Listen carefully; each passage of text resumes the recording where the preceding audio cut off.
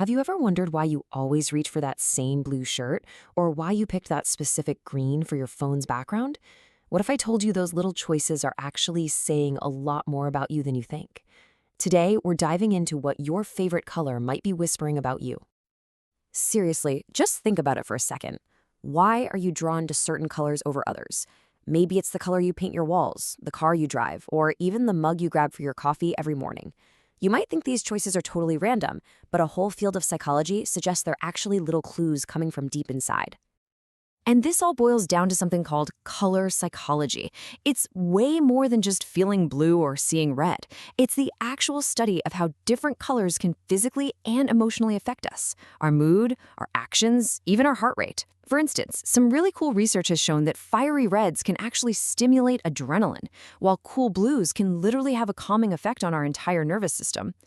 So it's kind of like a secret language. The color you're drawn to is like a subconscious signal, and it's basically reflecting what you emotionally need in this very moment. So in this explainer, we're going to try and decode what your color preferences are trying to tell you about what's going on inside. All right, let's kick things off with the high energy hues. I'm talking about the colors of action. These are the colors that are all about passion, connecting with others, and that drive to get out there and make things happen. First up, we've got red. If red is your color, your brain is basically seeking action. It's the color of pure passion, spontaneity, and raw energy. And what's really wild is its physical effect. Red has literally been shown to increase your heart rate and create this feeling of urgency. It suggests you're craving a sense of control and maybe need a big jolt of energy in your life. And then there's orange, which is all about our desire to connect. It just radiates warmth and sociability, right? That's why people who love orange really tend to thrive in social settings and communities. But here's the flip side. All that social energy can lead straight to burnout if you don't take time to recharge. It's a great reminder that we all need that balance. Next is yellow, which is like a little dopamine hit for our brains. It's connected to joy, curiosity, and optimism.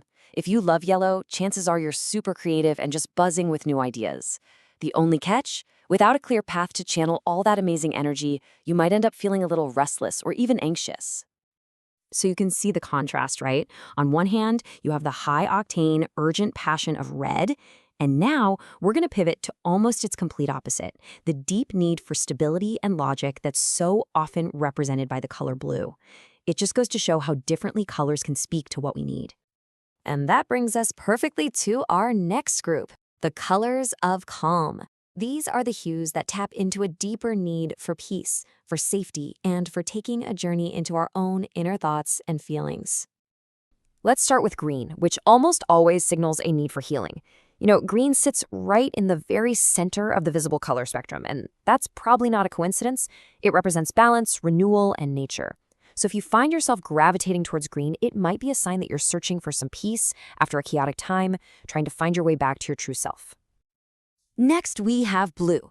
A love for blue often means your mind is craving safety.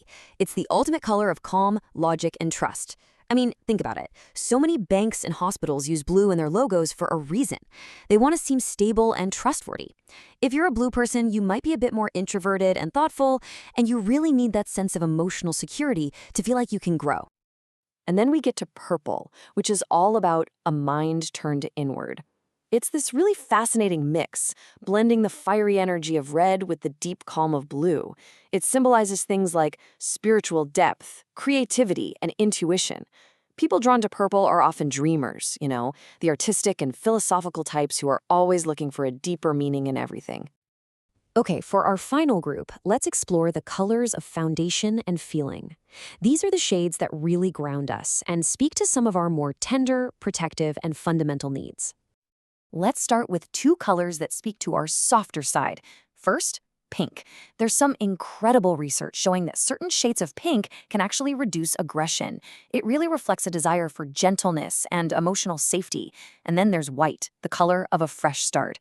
People are often drawn to white when they're in the middle of redefining their lives, craving a kind of emotional clean slate. Now for two colors that are all about stability.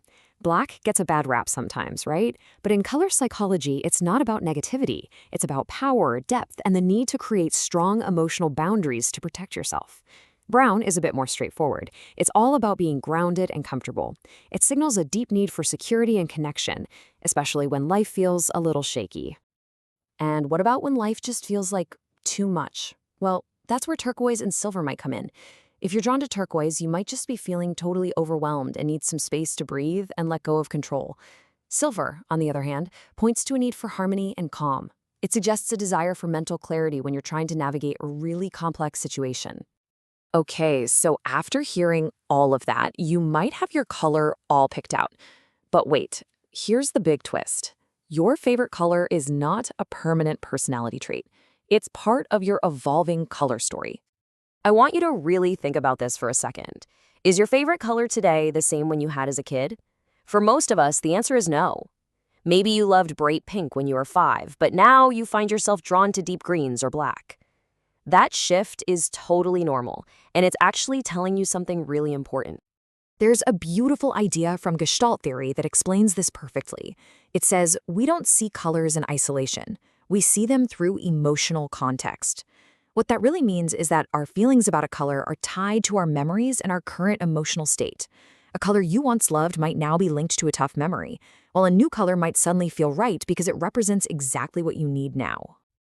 So here it is, the single most important takeaway. Your favorite color isn't who you are. It's a snapshot of your emotional needs in this moment. It's a clue from your subconscious about what you're really craving, whether that's passion, calm, healing, or a sense of security. Which brings us to our final thought. Instead of asking what your favorite color says about you, maybe the better, more useful question is, what is your color whispering to you today? And just paying attention to that whisper might be one of the simplest, kindest acts of self-care you can do.